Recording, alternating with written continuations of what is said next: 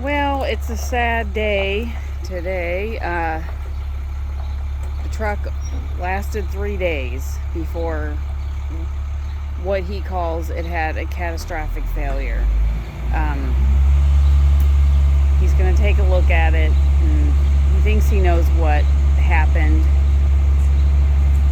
And I think it was no fault of his, put it that way, if it's what he thinks it is. But I'm not going to say yet because he's going to take a look at it and get it fixed and get it back to him. I mean, these things happen sometimes, but he's really upset about it, because he put so much time and effort and thought into doing this to where he wouldn't have any trouble with it. But sometimes things just happen, so we'll see.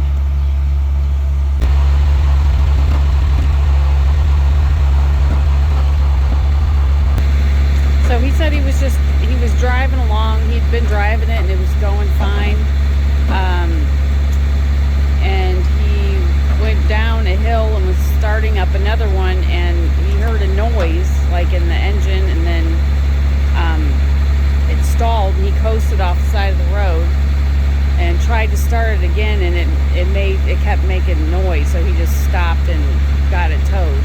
He was almost home, but still, it's just upsetting that he had trouble. But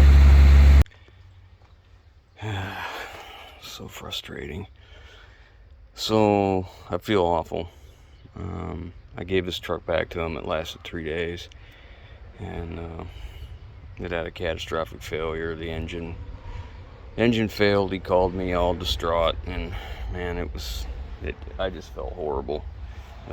He was enjoying the truck, and it was running really well, and he couldn't believe how little gas it used and how much power it had. And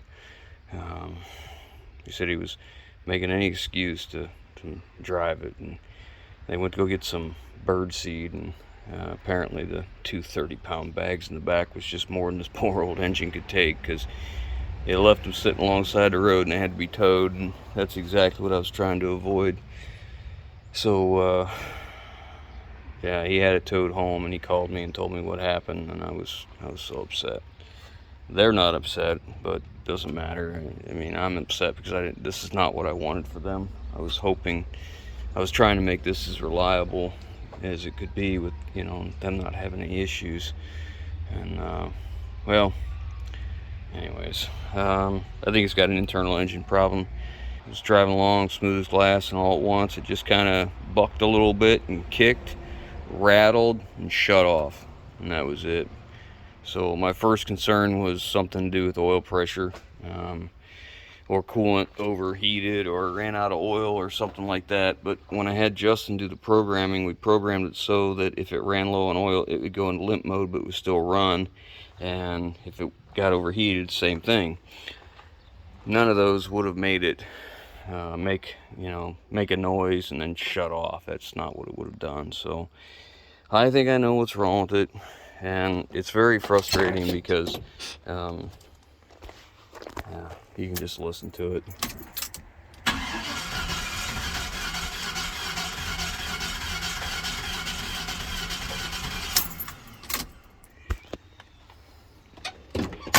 I put the scanner on it and tried to see if there's anything code-wise, but I think we've got a timing chain issue.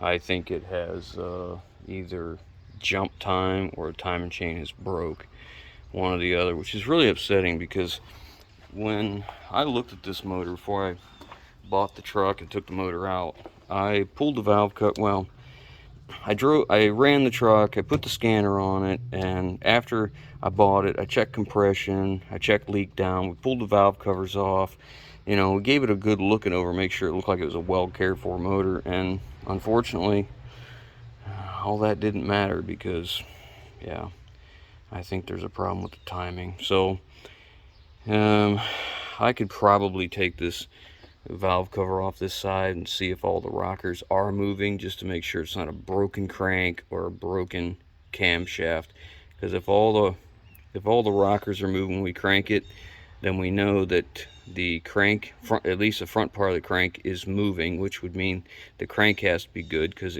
it turns from the rear flywheel. So the fact that well, I can tell you this: I had the scanner on and I showed cranking RPM. That tells me the crank is good. I can't seem to get a correlation between cam and crank signal. So I think we're out of time. I think it jumped time. Like I said, I could take this valve cover off and make sure it's turning all the way back, but regardless of the repair, I believe it's in the timing, so the front's got to come apart. So I'm just going to start there and see if it is just a broken timing chain, or it seems like it's broken timing chain, not jumped, because I don't hear any noise. I don't know, it could be wrong, could be jumped. And the fact that there's an oil pump in front of the timing chain means we're going to be putting an oil pump in it, because if I touch it, I'm going to replace it. So that being said, first thing to do, drain the coolant, start getting all this out of the way, get the fan clutch out of the way, get something in here to protect the radiator, and start taking this apart. Good thing is, not a big job. It's a fairly simple, straightforward job. Hopefully I can have it apart before lunch.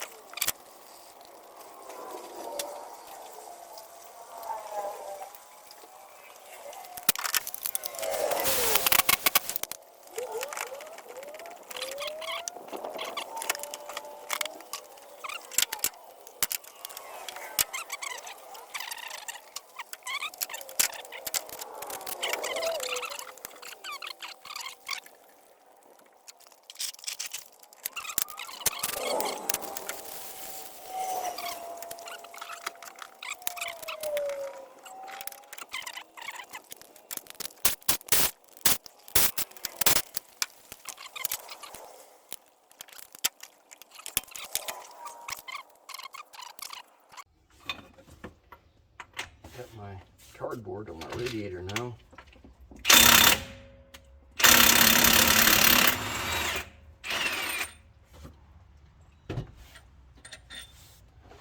Crank bolt, that's 24 millimeter.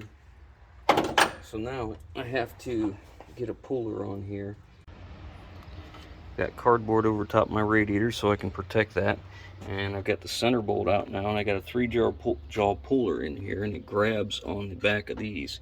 And it shouldn't take too much to get this to go. So I just like to put a ratchet on it. And sometimes I'll smack it with a hammer, tap it, and let it bounce, you know, shock it a little bit. Yeah, it's coming already. My puller is not long enough, and I was pushing on the bolt in here. Well, my arbor is small and it would go inside that hole. So what I've done is I'm going to take this. This is an old part of a U-joint here. I'm just going to stick that on, cut it off, and it's going to make us a spacer for my puller to push on the middle and push on the crank to get this the rest of the way off. Now that this is out, we'll inspect the balancer, make sure there's no grooves worn in it from the seal. And now we got to take some bolts out from the bottom where the oil pan bolts to the timing cover. So I'm going to go ahead and get this out of here and see if I can get on them bolts real quick. So you can see them under here. Now that I've got these out, it's just time to get now that I've got the bottom bolts out, there's just 2 of them it looks like. I don't feel any others. Now there's just the bolts all the way around here holding the timing cover on. And I think it'll pull right out from in here. I don't even think I need to fool with that. So let's get it off.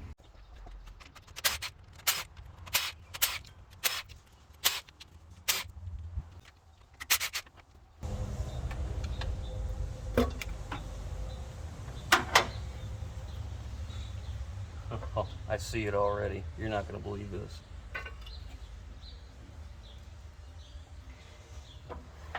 timing chain is completely busted. It's not in there. It's broke. So this is the oil pump, and it's driven by the crankshaft, so it has to come off. And since it has to come off, we're just gonna go ahead and replace it. But there's a bolt right down in here somewhere. We gotta get out for the pickup, maybe. So I don't know if I can get that. Never had one of these LS's apart because I'm just not a Chevy guy. But I can't see that anymore. I got one apart. I've tried. It is very tight in there. I can't even get my finger. I can get the wrench in there to just start getting it loose, but getting it back on is just going to be very difficult. So I think I'm just going to go ahead and take the motor mount bolts loose and jack this up a little bit and put a block of wood in between the mounts, and then go ahead and drop the pan, I guess. So I was able to drop the pan without lifting the motor at all, and now I can get to this bolt right here. Probably be easier from down below. I could actually see what I'm doing, but nonetheless, you can see how much more room is in here. I could probably push this down, put a spacer in here, hold it down, but I think we're okay. Anyways, I'll get that bolt out. Got the oil pump out of there. Now, if you can see it right there, there is the timing chain. There it goes. At least it fell outside, not inside. That's a bonus. Oh boy. Okay. Well, I guess let's get a look at that. Let's see what failed.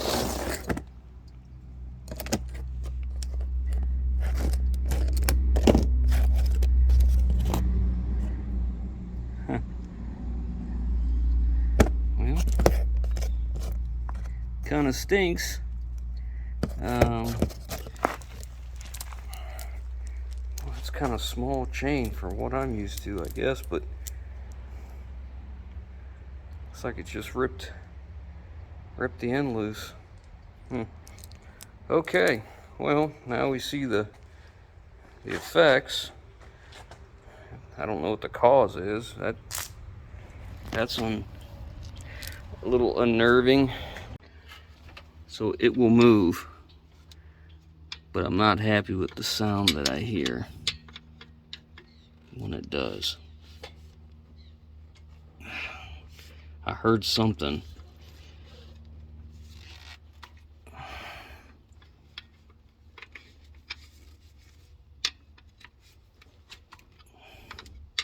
I suppose the next thing I'm gonna have to do is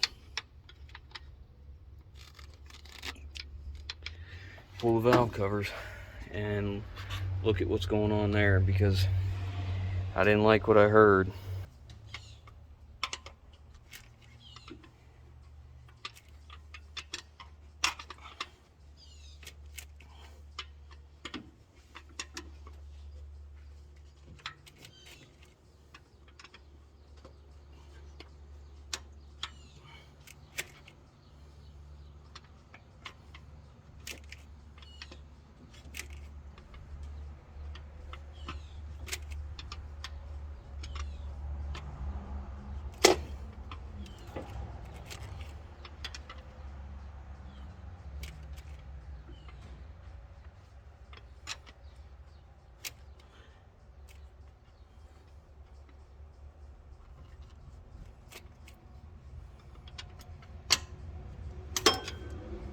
I'll look at the video and see what you guys saw.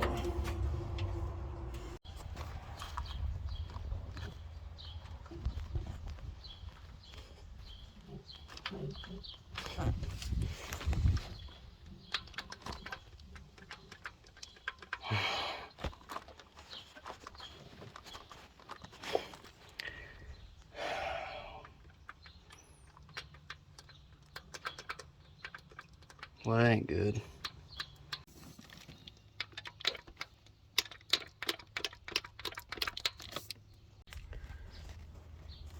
So I dropped the oil pan, And look here. Something's bad wrong here. I'll have to drop this windage tray so we can see what's going on here. Alright, I got these out. Take a look at what's going on under here now. Something came around there and hit this. What in the world was it? Oh, well, maybe that's it. Maybe it's the broken connecting rod that did it. Gotta be kidding me. Broke connecting rod. Jeez, you gotta be kidding me, man. Well, if it broke a connecting rod, that piston definitely could have hit the valves. That'd be why that bent the valve and it's not seating all the way, so the spring pressure's not up. Fantastic. Well, that's probably the noise I heard. These pieces falling down, because it sounded very similar like a piece of metal hitting sheet metal. And that's been hot, like it's been in somewhere. So I don't know where that was lodged, but obviously that's why our, boy, is that weird. That's why our that's why our timing chain broke. But now we got to find out why the connecting rod broke. So I've been looking at this connecting rod, and man, it is still snug to the crank. There's no discoloration of this connecting rod, this one, or any main cap, or any connecting rod anywhere. So it leads me to believe it had plenty of oil supply. I mean, and look how it broke. I don't know if you can see this or not. It broke at an angle. I don't understand that, because Justin was telling me people get 900 horse out of these engines with high RPMs, and these bottom ends are plenty strong. I mean, to me, this looks like a really dainty connecting rod for sure, but I mean, it's just not what I'm used to. But the piston will move just fine. I could move it in the cylinder, and it didn't hit the cylinder. When it broke, it was down, because the piston was down when it broke. So it wasn't like it broke on a compression stroke. It was coming down when it let loose, apparently, because otherwise, if it broke on the way up, the piston would have been way up there, and it wasn't. It was down here at the bottom. And I don't know. And then we still have the problem over here on that rocker, that loose rocker. So whatever happened here, I don't know if I can trust this. If it's an over-rev situation, which I looked I looked at the scanner and there's no code for it, but there is an actual code for over revving in OBD2. I just don't know if LS and GM if they actually record that or an over rev situation. So I don't know, but at this point I can't trust this motor, and I can't believe that guys run these swaps all the time and have this happen. I mean, I just don't get this. That it just doesn't make sense to me, because people, they run the crap out of these motors and don't have any troubles. I mean, I have no idea what happened to this motor before we got it. It's possible it had an issue or something else that was going on that we didn't know about. I don't know. It's a used motor. It is what it is, but I sure look like a putz to this guy, because, I gave it back to him and it lasted 3 days before it had a catastrophic failure. I can't give it back to him the way it is. And I don't have a choice. I think it's going to be less expensive to buy another one. It would be a better result if I rebuilt this one, but it's far more expensive. So I guess I better, regardless, whatever I do, it's got to come out. So I'm going to go ahead and start getting it out of here, get the exhaust loose, get the starter off, get the flex plate unbolted, motor mounts, bell housing bolts, wiring, anything I can get down here right now, and then just get ready to pull it, because it ain't no good the way it is. Well, I'm done with everything at the bottom, I think, and I've got the transmission supported by a ratchet strap from one frame rail under the transmission back up. Bell housing bolts are out, flywheel bolts, starters out, exhaust is disconnected, anything I can think of that needs to come from underneath is done. So now I'm going to let this down, get it down off these blocks, put it back on the ground, and I'm going to jack the back up just a little bit maybe, make it easier to work in here. I got to get the accessories off. I'm going to take the exhaust manifolds off. I have to get all the wiring out and the fuel lines. I suppose we're about ready to lift her out. Won't be long. Ground, some other stuff. We'll find it all, I'm sure, one way or another. I got the intake off, all the wiring harness off, fuel lines disconnected, the accessories are off. I think it's ready to come out. The only question I have is if I should just go ahead and take that steam port jumper off, take the plugs out, take the manifolds off, and lift the heads off while it's in there. It'd probably be easier to do it outside. I took the intake off because I thought I might be fighting height as far as trying to get the motor out of here without taking the hood off. I don't want to take the hood off if I don't have to. I will, but I don't want to if I don't have to, because it's going to be a little while before I get another motor. This sucks. I was hoping this was done, and I really tried my best to make this, you know, a good truck for him, but this timing's just awful. I mean, it's like everybody else in the world, you know, we all got bills, and mine have been piling up for 7 months with no income, and I was hoping this was done. I was going to start making a few bucks, but it is what it is. I'm not gonna break my word to this man. I told him I'd fix his truck, and that's what I'm gonna do. So I guess I better get that out of there.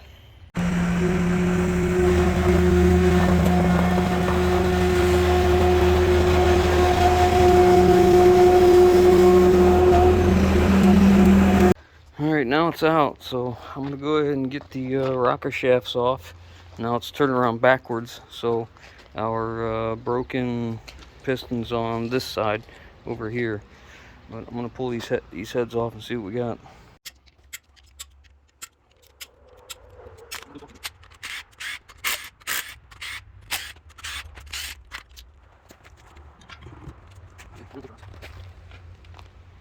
Boy, that one's boogered. Look how it's egg-shaped. These ones ain't like that. This is the broken piston. That's the one with the broken piston right there. Broken, I keep saying piston. Broken connecting rod.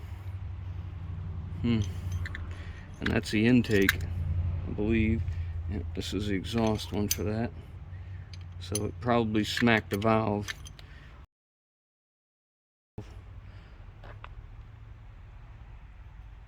Wow. Okay, we'll take these out the way they belong. Look how they got discolored. I saw that. This side. There, we got a valve right there, a bent valve, I think, because this one looks like it's lower than the rest. So we'll expect something on that cylinder. Oh, there you go. Bent push rod right there. Piston came up and smacked that. That one's right there.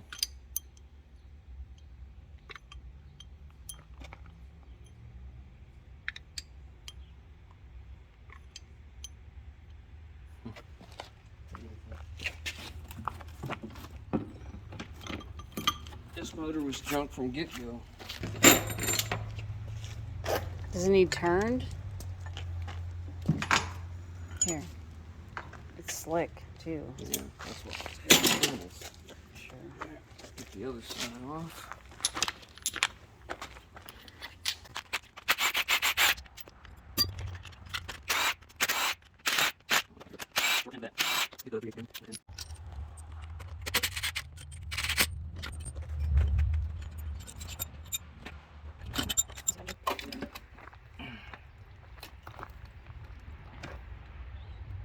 Stuck. Look at that. Hit the piston right there. Right there. Hit the piston right there. You see a little mark there? Yeah, Mark I just there? didn't know if the camera would pick it up with the sun. I don't see anything on them too. And God, these heads are light. That one looks like it's sealing, but that one sure isn't. It's bent. God, these are so little and light. The whole engine's little. This is the side that had the broken connecting rod. Nothing. Oh yeah, got interference here, here, here. All four. Right there, there, there, and there. So it hit all four.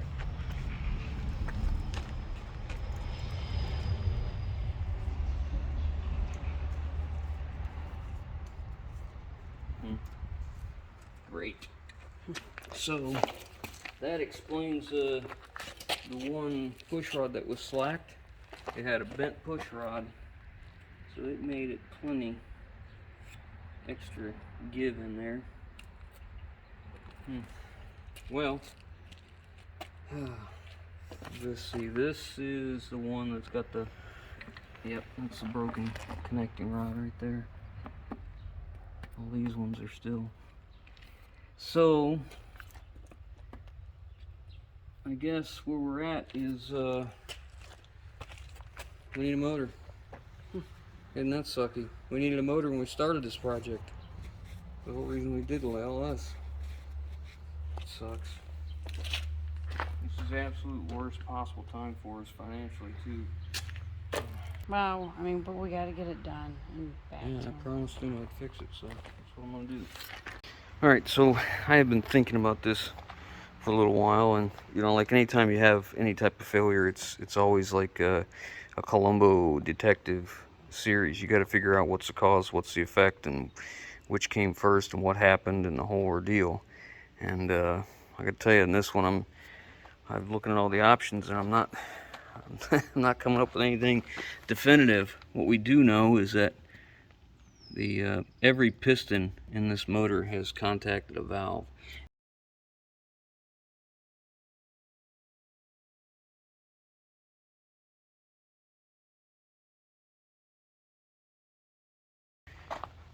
I couldn't get a definitive answer from people. There's hit there, it's hit there, it's hit there twice, and hit there. I couldn't get a definitive answer from people that if the timing chain broke, if the pistons would naturally hit the valves, you know, if it's out of time. Maybe, shouldn't, could, I don't think so, that kind of stuff, but I couldn't find an answer anywhere. What we do know is we have a broken rod, we have a broken timing chain, we've got bent valves and bent push rods. Now we just have to figure out what order, how did these chain events happen, in what order. Now, I went ahead and put the timing chain back on, and I tightened it up like it would be, you know, driving, you know, be pulling down to drive the gear. So it's probably on the wrong side, but I tightened up one side, and then that's all the slack we have, which is probably a larger amount of slack now, because when the failure happened, it probably pulled on all these links a little bit before that one failed. So this may not have been this much beforehand, but even so, I don't think that's enough to get this to come off all these teeth across the bottom, or these teeth on here, and jump time. I believe this is an effect, not the cause. I believe the rod broke because it was coming around and it hit something. Now, what did it hit and why? So there could be a couple things. It could be fluid. We could have had coolant, fuel, or oil in the cylinder that when the piston came up, it couldn't compress it, and it's a rotating mass moving quickly, and when it came up, that shock disintegrated the connecting rod. Those are cast pistons, so they're pretty durable. So that's one theory. The other theory that could stop that piston would be a valve stuck open. So if a valve stuck open, it can happen for several reasons. It could be the fact that I guess you can get carbon buildup on the valves. You could have a weak spring on the valve, like one of the springs on top that keep it closed. Maybe they're weak and it couldn't pull it closed. It could be we had a collapsed lifter, and the lifter, when it collapsed, it went down, made space between the lifter, the push rod, and the rocker, and it was down, got off a little bit, and when it went to go up, it was elongated because it wasn't sitting correctly, and may have pushed that rocker far enough to push the valve down. It hit the piston. Could have been an over rev, but I've talked to Sean, Tennessee Coachworks, and Justin, who's a friend of ours, and both these guys mess with these LSs all the time. And Sean thought it might be an over rev, but Justin's telling me before, I thought he told me that they had a rev limiter in these things, set it like somewhere around 6,000 RPMs. Well, we know it didn't hit 6,000 RPMs while I had it. It didn't happen when the owner had it, because he would know. And if you've never heard an engine at 6,000 RPMs, the first time you do hear it, you know it. But so it couldn't be an over rev unless it was an outside fuel source. Outside fuel source was introduced to it. Again, keep in mind that, you know, we had full of coolant, full of oil. We weren't losing anything. So we'd like to take out the fact that it's not coolant, it's not oil that caused it to happen. I'm not certain that it's not a lifter. So the other thing could be that the valve springs are weak and they just didn't close fast enough, and it came up and hit it. It could have been that this engine had a problem before we got it and stressed something in the motor, and that's why it let loose. It was stressed, but just finally let loose. Could have been just a bad casting, faulty part. Man, I'll tell you, the possibilities we can come up with are endless. Every single rod and main on the bottom of that engine was free. It was the same color, not overheated, nothing. Everything looks good. The thing had great compression. It ran fantastic. And when this happened, he was coming down a little bit of a hill, flattened out, and he had not started to go up the hill yet. He was just coasting. And that's when he heard it, and it shut off. And that was that. So I don't know if this had a problem somewhere else. This is a little interesting. I can't believe that the dowel pins are just that thin and not in the block farther than this. You see, this one's barely sticking out. Like, I wonder if these heads have been off before. Like it blew a head gasket before, and maybe it stressed that rod. But that rod definitely broke, and when it did, there's two marks on the side of the block. It didn't hurt the block, but it hit the block because it was so short. It came down and hit the block, and I'm sure when it hit the block, that's when it snapped the timing chain. When it snapped the timing chain, the crank kept moving, the cam stopped, so then the pistons probably hit all them valves then, and of course me cranking on it. But I wonder, I saw a number here, and this kind of resembles a GM part number, I would think. I'm guessing, because I'm not a GM guy. After this, I'm not sure if I'm an LS person either, but this is kind of a fluke as it seems. I got part numbers on one, but not the other. I just don't understand them dowel rods. It makes me think that maybe these heads might have been off at some point. I don't know. I just don't know why them dowel rods aren't any farther down. But it didn't blow a head gasket. We know that. I guess at this point, I really don't know. I've looked at the injectors too and made sure we didn't lose a tip where it could have like just flooded that cylinder, which I didn't think was a possibility either, because when I went to go look at it, it cranked over freely. It didn't. There was no smell of gas. I did turn a key on it. If it was an injector that blew apart, it was flooding. As soon as I turned a key on, it should have done the same thing. That big of a failure. So I don't know. I've got the lifters out, the push rods, and the rocker shafts, and I got them all together. It's very interesting to see how we have a discoloration that's about the same on one side, and then much cleaner on the other side. Interesting.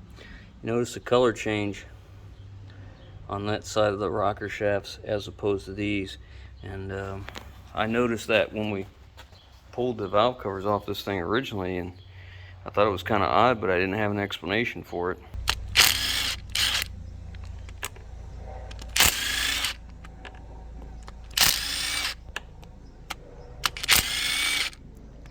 Got our lock plate out of there.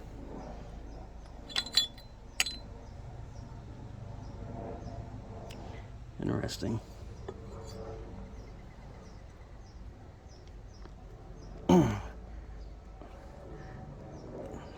Something's not right.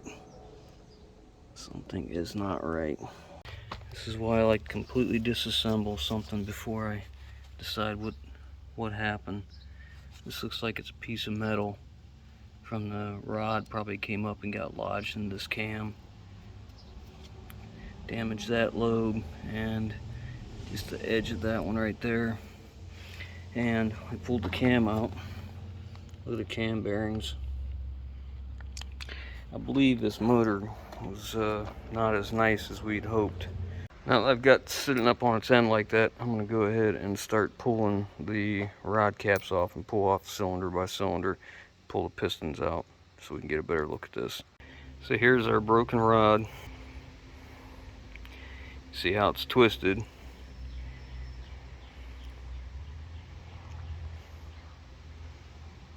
That's an awfully straight break as far as that goes, but it's interesting looking at the cam bearings and seeing the journals where it goes down through the passages right here, and how it also crosses over right in here with this lock plate. Lets oil go from one side to the other. I'd say them cam bearings need replaced. You got a little rusty water from the top down in here where the knock sensor was, but yeah, all the cam bearings look about the same. Pretty worn. So now I'm gonna lay it on its back. I'm going to get that crank out. I haven't found the rest of that connecting rod yet. I think there's got to be more length to it than that. All I got was this little bit out of the windage tray. I mean, I guess that could be it, huh? Maybe. Got it on its back now. I was sure to take the oil pressure sensor and the cam sensor out. I haven't taken the crank sensor out yet. It's right over here, but I'm getting ready to take the mains out. I've already taken all the bolts out to the end of the block right there. So now I'm going to take the main cap vertical bolts. You see how clean that crank looks. There's nothing on there. It is super smooth. I don't think I'd do anything with this crank. Just put new bearings in it if we rebuild it. Anyways, I got to lift that out now. These cam bearings are really rough. Like, it really feels like it's like galled in here. And there's got two oil passages. One right here. There's another one right here. But this one doesn't go to anything. Doesn't feel like there's a groove in there that it feeds or anything. And I've gone through each cam bearing and it's the same thing. That one galley is lined up and the other one isn't. That other hole over there is not lined up to anything. But look at the bearing. This is like burnt oil right here. Like it's not getting oil supply. And every one of them is the same way. And this cam was not easy to turn. So I gotta tell you, it looks like the cam's not getting oil. And then the rear bearing is worn right in this area and on that area. Now it's lined up the same way. If you look at this one, it's worn too.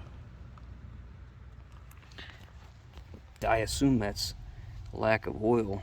You know, it's getting some, but it's not adequate, and it's getting hot. I wonder, it didn't seize, but it had a lot of pressure on it. I ran shop air through here, and it comes out down through here, and this port right here. This port right here is lined up to nothing. It's not going anywhere. So it appears as though the oil pump sends it here, in where this plug is, and it goes all the way down the length of the block and feeds each main bearing. Each main bearing gets oil in the holes in the crank, and you'll see them here.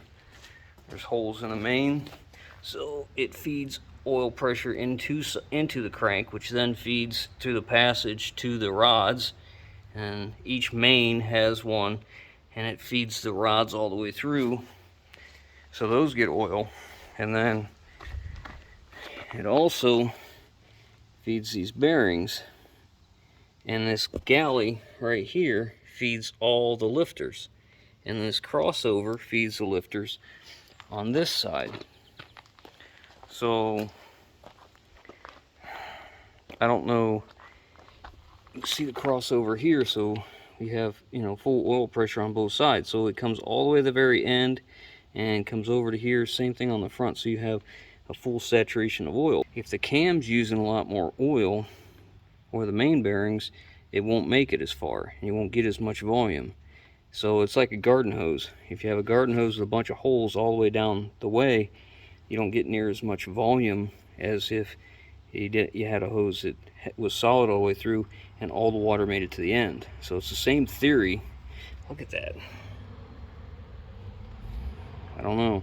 I'd like to think that there's a restriction, but I blew through these and they're all blowing through just fine. So this has been driving me nuts because every theory I come up with, I'm just not happy with. Cause and effects. I just don't buy it. So I think we had a couple different things going on. I think we had this push rod that's wearing really odd, very oddly. See how it's kind of football shaped here. You see it right there. This is what it should look like. Just like that, nice and round. You see this one, how it's football shaped. And then you can listen, this is the rocker it goes in.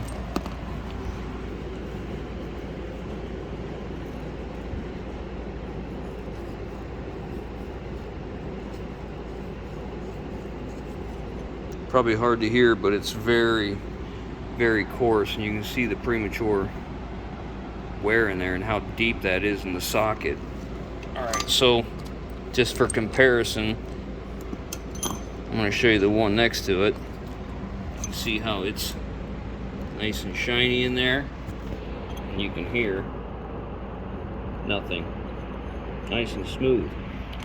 So I believe this lifter collapsed right here,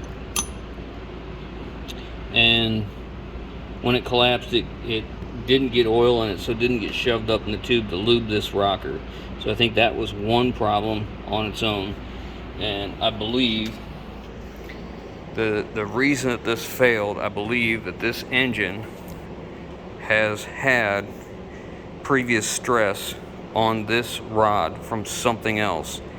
And the reason I say that is the way this is broke is just odd to me, very odd. But the biggest factor was, if you look at this bearing, you see how it's real shiny on that half, and then it's shiny on the opposite half of the top. So it leads me to believe that this, I don't remember which way this goes, like this, I think. So this was sitting on the crank like this. So it was not sitting square to the journal. It was riding off a little bit, because the only way you can get that wear is if this would be off like this and creating an air gap. So I believe that this rod was stressed before. Here's a normal wear on a rod. As you can see, it's even all the way around on those bearings. So I believe this was stressed or not a straight rod to begin with somehow. I pulled the bearing out of here, and I guess from what I gather and what I've been told, that was a factory bearing. It wasn't, even though it says standard stamped on it. It's kind of weird, but it does have GM stamped on it too, so whatever. But I believe that's the culprit. This was stress, whether it had an injector that failed, filled the cylinder full of coolant, had a and you know, was running while that happened, or had a head gasket go. I don't know, but that failed, and when it did, this part came around in this bay here. And where's it at? Am I looking at this wrong? No, I'm right here. We got a spot here and a spot here where this thing, either this or the piece that was here, hit it. The other piece that was on it and broke off. When it broke off, it went up into, made its way into the cam. That would have been these pieces right here. Made their way up into the cam, lodged the cam, locked it up, snapped the cam bearings, or snapped the timing chain, and then held that one valve open. The valve on the opposite, this was our problem cylinder, this was the opposite one. So the valves are not bent on our problem cylinder. This is our cylinder that had the busted rod. So I've taken a valve, the springs off of that, and as you can see, it's not bent in the least bit. Neither is the exhaust. No damage to that at all. It goes in and out of the guide just fine. It's tight. There's no play in there. The intake's a little bit looser than the exhaust, but not by much. So the opposite cylinder that did not break the rod bent a valve. So that is the theory that I'm most comfortable with of all of them. I believe this rod has been stressed from a previous problem, or it's a faulty rod because of that wear right there. One or the other. But I'm confident there's nothing I did in this build to make that happen. So the next step is Justin's going to bring over one of his cams, and we're going to see, because I'm wondering if that cam, when it got lodged up, if it's no longer perfectly straight, and if it did that, that would explain why it was so difficult to get it out of the block, because it was tough. So we're going to clean these up and put his cam in it and see how his cam turns. If his cam turns good and easy, then more than likely that one is damaged. And as far as the oil on here, I really think the history of this engine is at one time it's been run extremely hard, and on broke down oil that should have been changed but wasn't, because look at the buildup of oil here. You know, this is a lock plate here that holds a cam in right there, and you can just look at the grime that's on here and the buildup. I don't think this engine had a lot of good maintenance on it. You know, I think it was run low on oil and run on broke down oil. And when it was low on oil, I believe that could have been why we have cooked oil up here. It was lack of lubricant, which could also explain why that lifter failed. We probably got crud. Could have crud in that lifter, in the oil port, or underneath it, and got that plunger stuck. So all of this, I believe, is from lack of maintenance. If you look at this, you can see just how grimy that oil is. And in the oil pan, of course, now we've had a failure, but we get this sludgy whatever. So I think that's the explanation that I'm most comfortable with, that I think is most likely. And so we're going to try Justin's cam in there. If his cam goes in and out of there just fine, then we're going to knock the cam bearings out and I'm going to clean out all the ports. I'm going to take all the bearings out, all of them completely, and I'm going to pressure wash this motor real well, get it all cleaned up, get all the crud off of it, and then we'll go from there. We're going to hone the cylinders, and then we'll go from there. We'll decide if we're gonna rebuild this motor or replace this motor. But I think this is just neglect. Poor maintenance is why the oil's like that. And I believe we had a problem, or it had a problem, or this is just a bad rod to begin with. So let me know in the comments. Let me know what you think. But we're apart now, so it's all over but the crying.